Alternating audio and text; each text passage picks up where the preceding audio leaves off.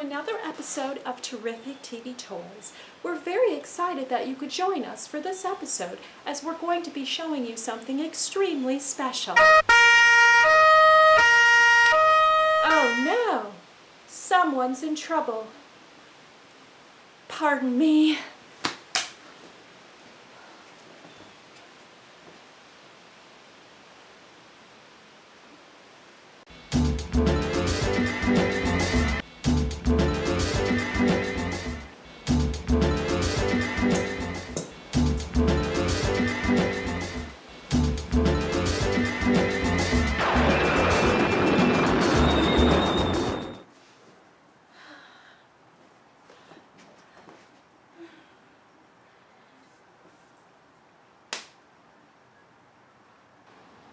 We have an exceedingly lovely Wonder Woman Barbie doll.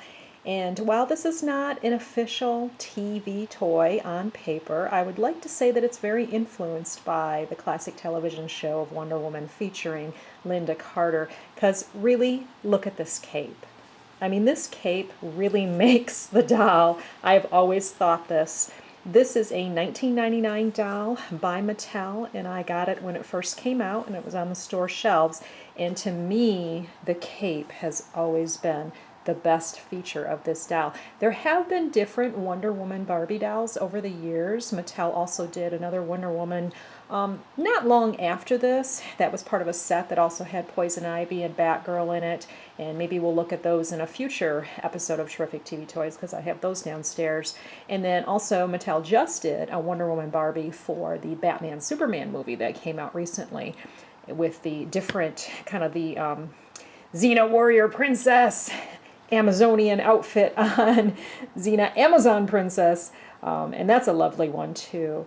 But this one, I've always really liked this one. It has a lot of nice detail. I mean, besides this beautiful satin cape, which I'll get in more to in a moment.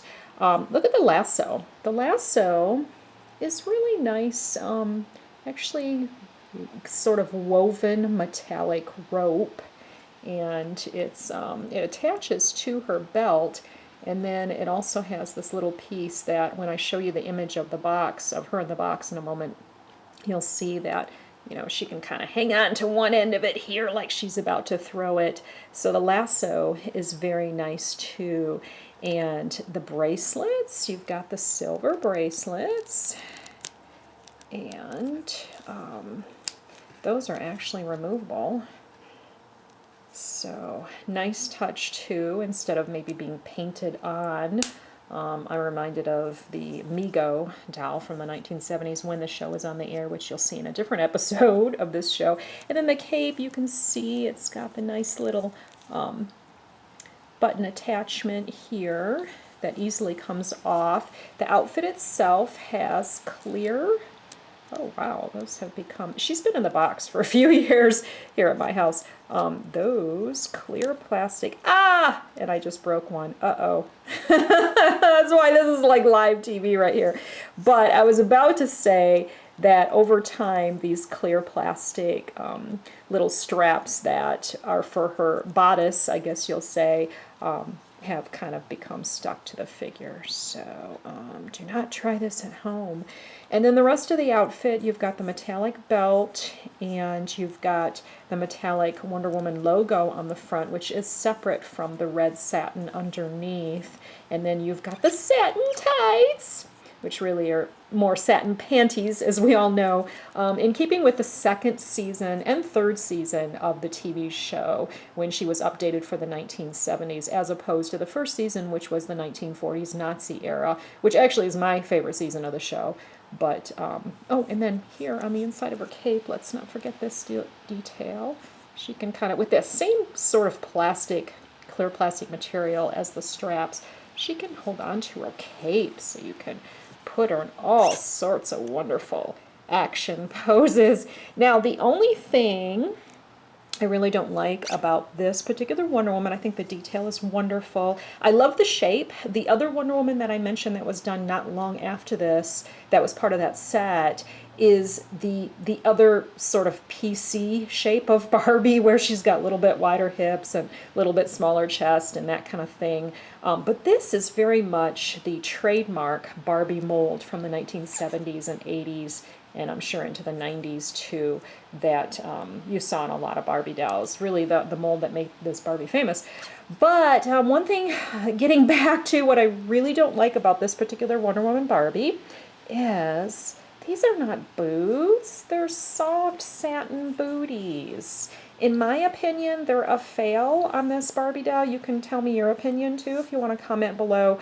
But I was thinking, you know, it's so easy to just make nice plastic boots if you want to do them in red, like the Mego had, just solid red, or if you want to take the trouble to put the white striping on, that's great. But plastic boots and not like, you know, soft booties. Another thing you will notice, this doll, and I don't know if it's my copy of this doll, I tend to think it's not. This doll is bow-legged. I've never really been able to straighten out her legs. They always just kind of bow out, which is a little awkward. But hey, besides that, she's beautiful. Her tiara has broken, the strap is broken off. You know, I'm like destroying more parts of my precious doll here as I'm showing it to you. You can tell she really has been in the box for a while. It's a nice tiara that's plastic, metallic plastic with the red star on it. You can just set it there though. Her hair will hold it in. And also the earrings, the star earrings, like on the TV show. And these are in keeping with the Barbie practice that they had, really, I think in the 1980s, maybe late 70s, but I think 1980s, when they started putting plastic jewelry like a ring on her finger and earrings in her ear that are on a post that you can actually remove. I won't remove them here because I'm a little nervous about doing that now.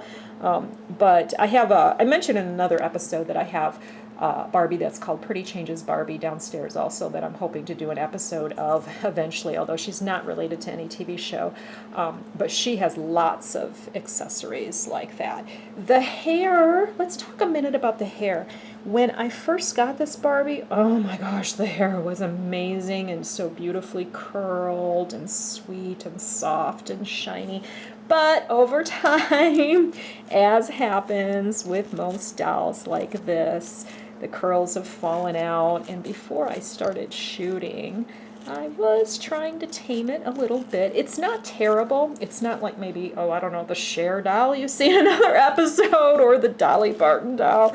Both of them have hair on them that's just a huge rat's nest. But it's too bad. It's kind of fallen out of form. Still beautiful, but fallen out of form. Now, talking a moment about the cape, which I really do love the cape. When I watched the TV show, and I researched the TV show for one of my projects, I loved anytime she wore the cape in the episodes, and she did wear it a few times. I think there might have even been more than one style of cape. Now, this is not matching what you see on screen, but I know it's influenced by it. Let's take a glance as I bring over a handy-dandy little guide.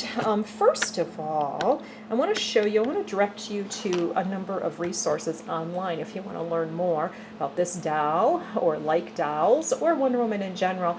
This is from the website wonderwomancollectors.com. It's got a guide to all the merchandise, and it shows this 1999 Barbie doll by Mattel.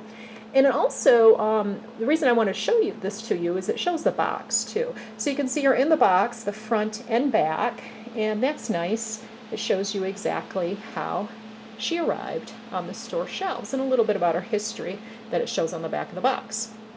If you go to this article on Tech Times, techtimes.com, and I think I found this by just searching the history of the Wonder Woman costume, because really this is about the evolution of Wonder Woman costumes throughout the years. Her costume has changed a few times in the comics and in other media. And here you see this luscious photo. Of course, there's this annoying video that keeps coming up on the right that I'm trying to close out. But you see this wonderful screenshot of her as she appeared as Wonder Woman. And the cape is a little bit different. It's satin. It's got stars. It's red, white, and blue. But here, where the doll has a solid blue cape with some trim, some red stars, and a white stripe at the bottom, little simpler design. What she actually wore had a little bit more involved design on it. But there she is in second and third season outfit with the cape on that, like I said, she would occasionally wear on the series. I remember when she met with Andros, the space alien, and they were in Washington, D.C., and they were like at the Lincoln Memorial, I think it was, and she was wearing her cape, looking all regal and presidential. So, and then I remember one time that she wore it scaling up a building, and I think it probably was just easier to have the cape on to conceal any wires that the actress would have had to wear. That was always my theory anyways. Okay, hopping over to another website. This one is great. This is Forbes.com. They have an graphic on the 75 years of the evolution of Wonder Woman, 1941 to 2016, leading up to the beautiful actress who just portrayed her in that Batman Superman movie. I love this graphic. Look at how this graphic blends the comic book with the modern actress. But if you scroll down here, it shows you the different presentations in the comic books, beginning in 1941, going all the way up to the modern era, even the Kathy Lee Crosby, and then the TV show versions, first season, second season. There was even a change in the color of her bracelets, silver and gold, between those seasons. So that's kind of cool that they show that.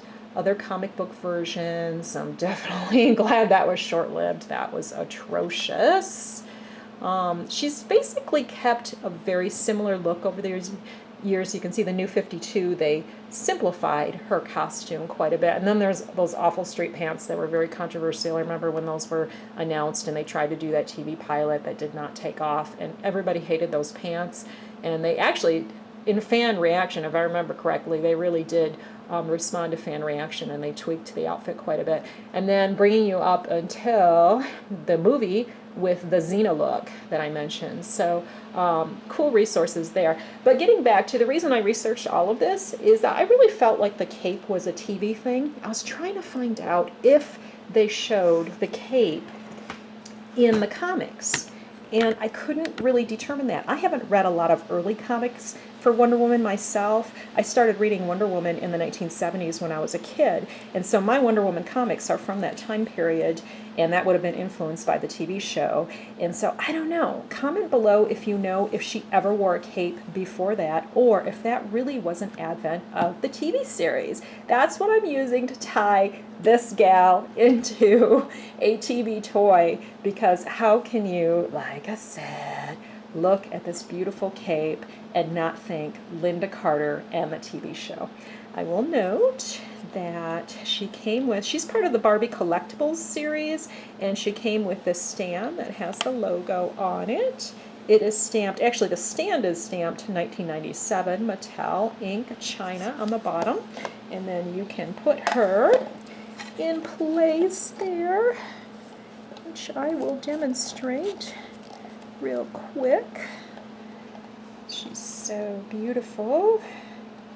I want you to see her in all of her glory. There. And another quick note, I have been enjoying talking about comics lately, a series that they've had that is basically a continuation of the 1970s TV series starring Lynda Carter. They've had 4 of these so far. Here's number 3 and number 4. I got the other 2 downstairs. But beautiful, beautiful books. And look at, there's the cape! And I highly recommend these. I've really enjoyed them. They take basically the TV show and they create new stories from it, very much like DC has done recently with the Batman 66 series, Man from U.N.C.L.E., Green Hornet, other properties you've seen. $6 Million Man, not by DC, I don't think, but $6 Million Man and Bionic Woman have had a similar treatment where it's like a continuation of the TV series in comic book form. So cool. I love them. They're good reading. And so, once again, thanks for watching, and we will see you next time.